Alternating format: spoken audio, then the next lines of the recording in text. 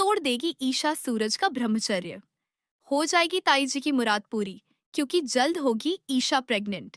जी हाँ दोस्तों, सीरियल में अब आने वाला है एक धमाकेदार ट्विस्ट। दरअसल कहानी में हम देखने वाले हैं कि मोनिका के बच्चे होने के बाद पूरे मोहल्ले में तरह तरह की बातें शुरू हो जाती हैं।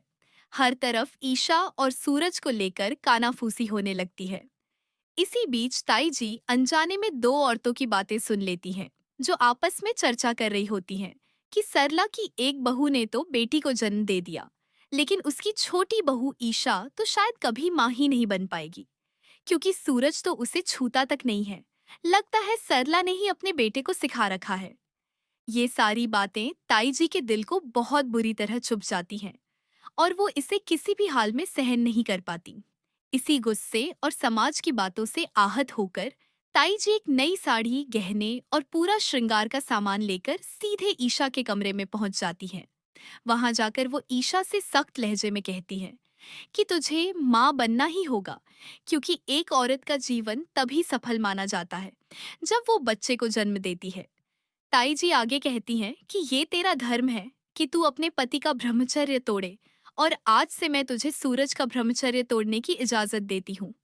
इतना ही नहीं, ताई जी ये भी साफ कर देती हैं कि वो हर पल ईशा पर नजर रखेंगी।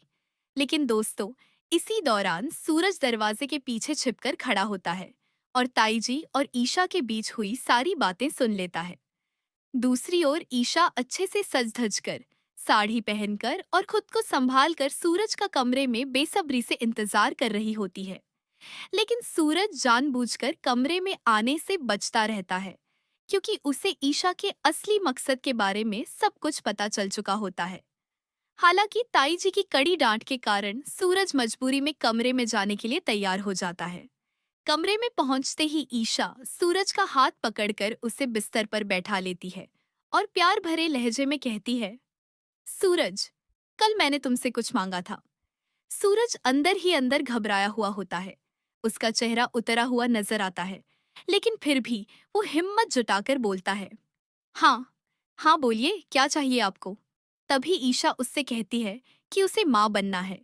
ये सुनते ही सूरज के पैरों तले जमीन खिसक जाती है। उसका बुरा हाल हो जाता है और वो तुरंत कमरे से भागने की कोशिश करता है। लेकिन ईशा उसका हाथ कसकर पकड़ लेती है और उसे जाने नहीं देती।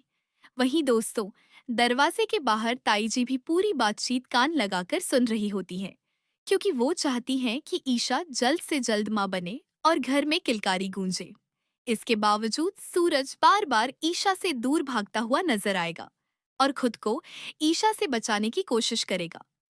अब सवाल ये है कि क्या ईशा सूरज को मना पाएगी या फिर सूरज अपने फैसले पर अड़ा रहेगा।